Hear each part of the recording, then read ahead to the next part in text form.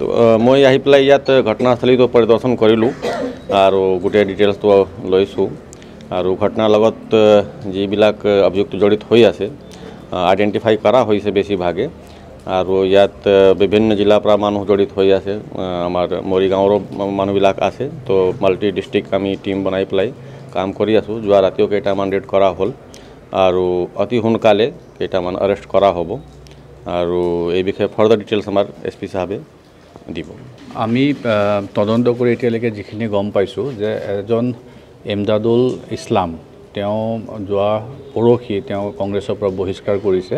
তেওঁ গোটেই ষড়যন্ত্ৰটো কৰা বুলি আমি ইতিমধ্যে খবৰ পাইছোঁ আৰু তেওঁৰ লগত কিছু আৰু মানুহ আছিলে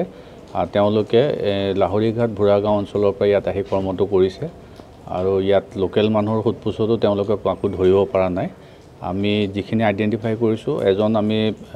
মেইন যিজন ছাছপেক্ট তেওঁ হ'ল ইমদাদুল ইছলাম আৰু তেওঁৰ লগত আৰু কিছু জড়িত আছে সেইখিনি আমি ধৰাৰ ব্যৱস্থা কৰি আছোঁ আমাৰ টীম এতিয়া ইতিমধ্যে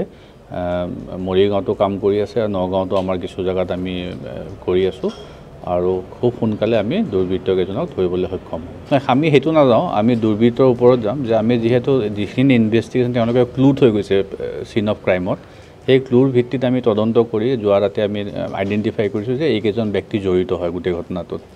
বাকী তেওঁলোকৰ পলিটিকেল এফিলিয়েশ্যনটোৰ লগত আমাৰ কথা নাই আৰু ক্ৰাইম হিচাপে আমি লৈছোঁ আৰু এই ঘটনাৰ লগত যিকোনো মানুহ যি জড়িত হৈ আছে কাকো এৰি দিয়া নহ'ব চবক আমি গ্ৰেপ্তাৰ কৰিম